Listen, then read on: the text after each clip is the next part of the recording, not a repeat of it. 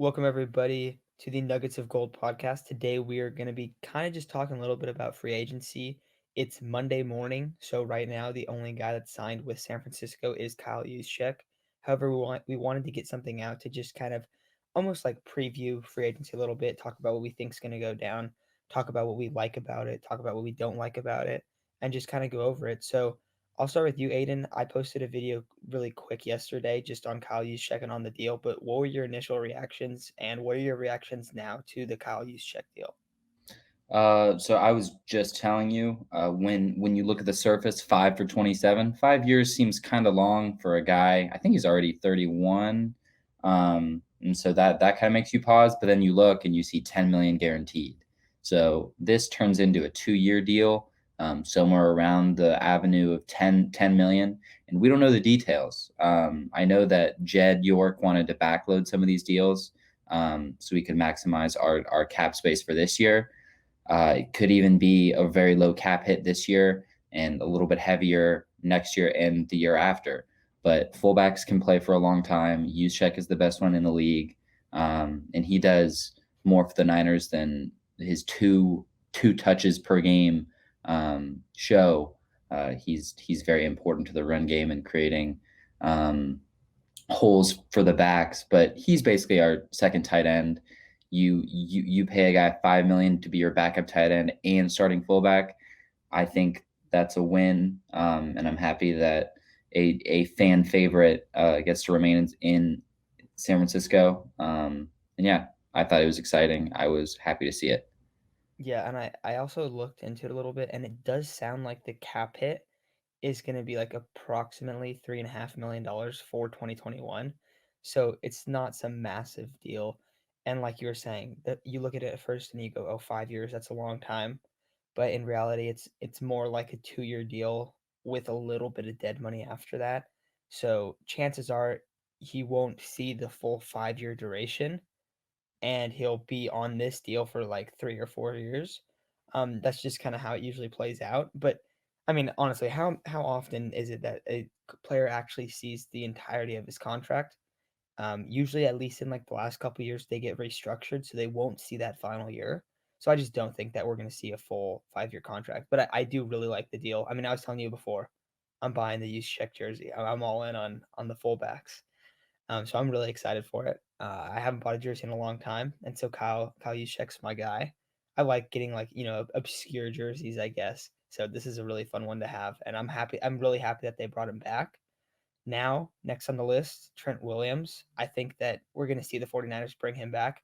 I think if we don't, that is not a good sign for the rest of their offseason because I expect them to be pretty conservative this offseason. I don't love that move. I don't love them, not going out and getting a quarterback where I think they're really waiting for a move to sort of like fall into their hands. And like I said, I don't love that move, but I can stand behind it because I think that they're going to try to build the best roster in the NFC, maybe outside of the Bucks.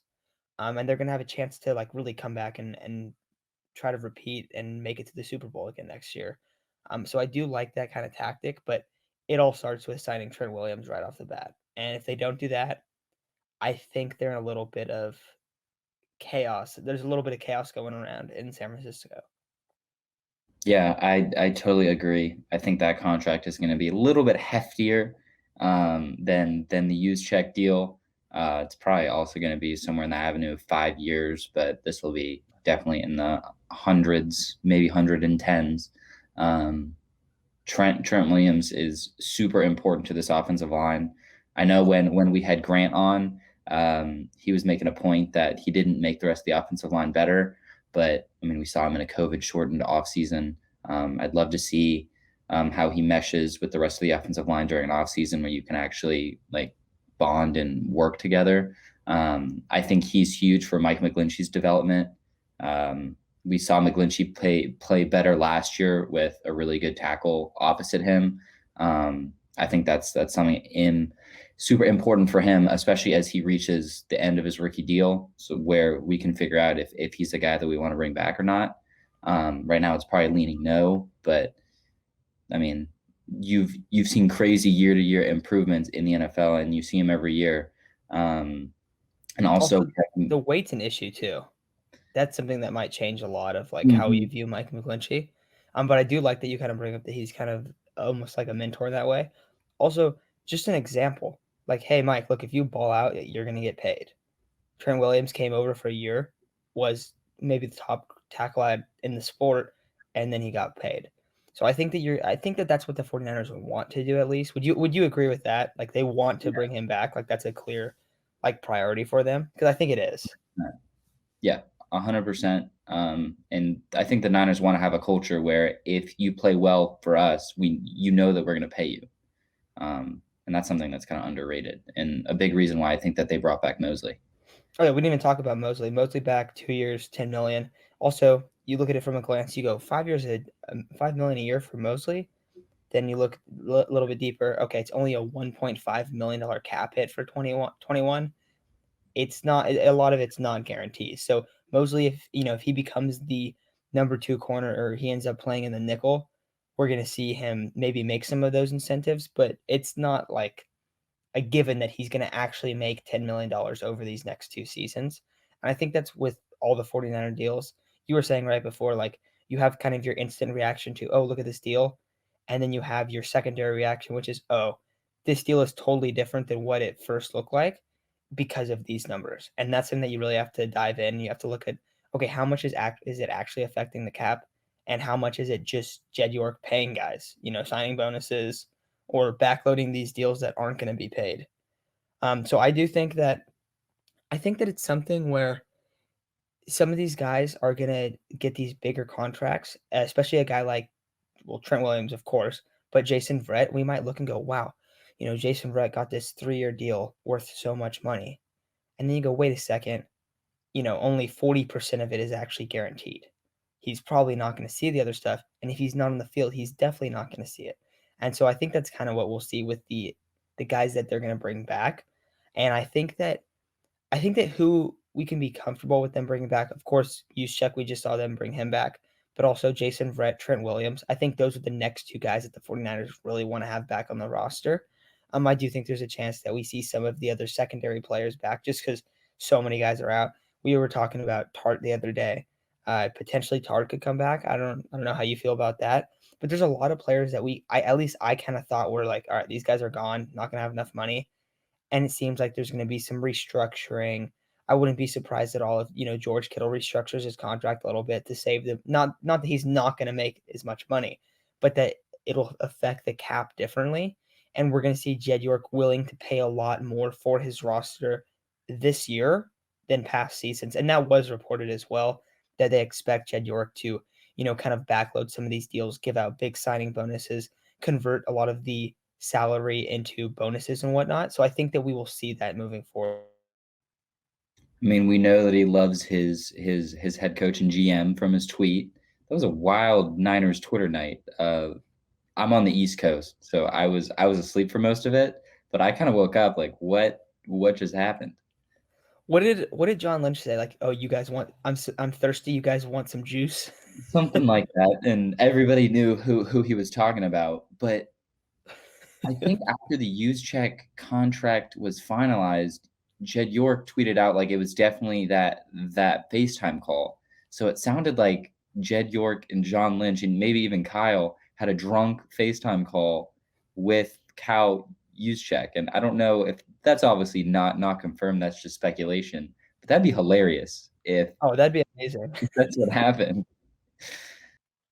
No, yeah, that would be something really special if, they had this drunk FaceTime call and they're like, "All right, we gotta bring our guys back. We gotta do this."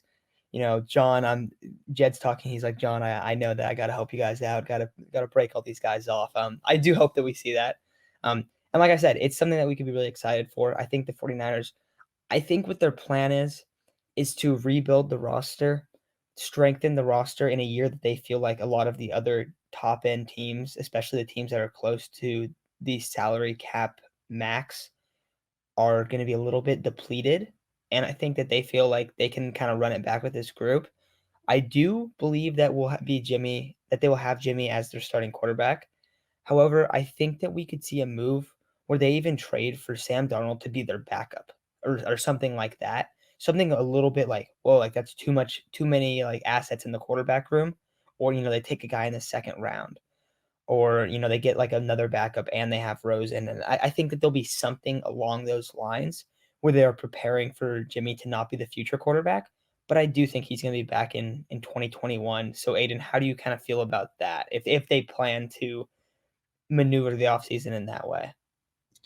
Um, I would like it. I think you need to put some pressure on Jimmy. I don't think Nick Mullins was applying the same kind of pressure that a guy like Sam Darnold was.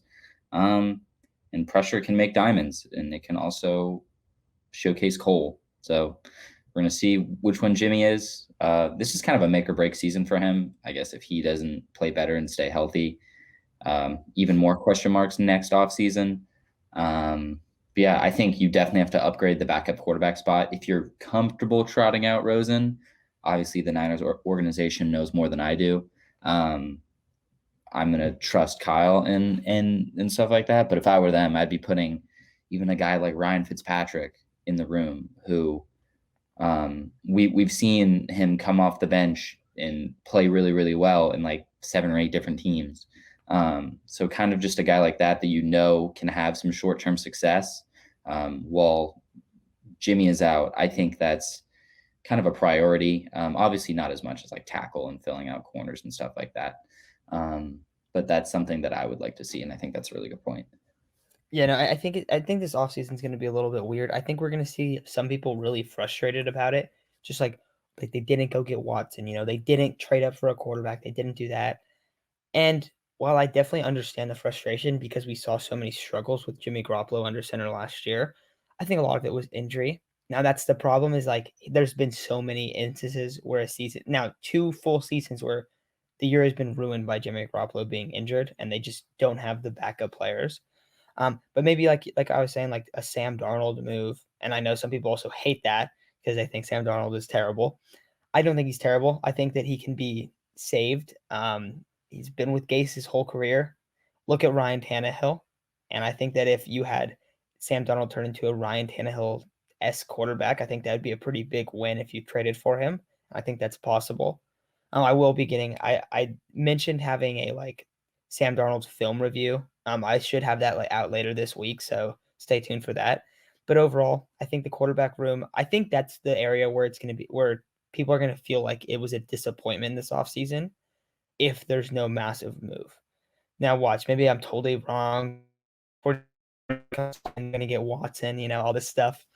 But I just don't expect that to happen. I think that we've seen that with this regime that they're a lot more conservative. They're very careful with the moves that they make. They don't want to have some big bold move where they lose a bunch of draft capital. So, I mean, I like how I think they're moving forward. We're going to see their roster stacked up, looking good. Hopefully, they bolster right guard, center. Maybe they go get a Alex Mack. Maybe they get an edge rusher to complement Nick Bosa and really build a formidable defensive line, a very strong defensive line at that. If they can go out and get that other edge guy, maybe that's who they take in round one. But there's still so many questions right now. Um, I really just wanted to get on and kind of talk about what we think the 49ers are going to do. And I do think it's going to be a pretty conservative offseason with a lot of, oh, that's a smart move for the Niners, but it's nothing really big. Like, oh, they brought Juszczyk back. Oh, they brought Verrett. They brought Trent Williams back. And we're going to kind of look back in this offseason and go, oh, it was a much safer offseason, one where they feel like they could run it back with the same roster. And I think that's reasonable. But like I said, I don't love that. I wanted to see, I want to see some big move at quarterback. I feel like not really like they're wasting Kyle's time here, but there's a little bit of a risk of like, hey, you're hanging on to Jimmy too long. And I do think that we might end up leaving the offseason still feeling like that. But at the end of the day, this is Kyle's offense. If Kyle thinks that Jimmy's gonna perform better in it and they can build a stronger run game and that's gonna be successful to win, then I do like that. So that's kind of my overall thoughts. But anything else you wanted to add before we kind of take off out of here? No, I think you touched on it all. Excited to see what happens. And I think today should be a pretty big day. I know that it was hinted that Williams might happen today. They're making preliminary talks on Verrett, and should have some news later today, hopefully. Yeah, absolutely. Yeah, so thanks everyone for watching or listening if you're on YouTube or podcast format. I'm hopefully gonna be getting, like, a quick update after every signing. I did one for the use check signing right before this, last night, but just trying to get a little bit of a podcast format because it is a weird week just for content. But once again, thanks everyone for listening. We will be back. We'll kinda be talking about all the deals that happened, but so far, so good. We got Kyle's use check back. I like that move, and we'll see what's in store for the rest of this 49ers offseason.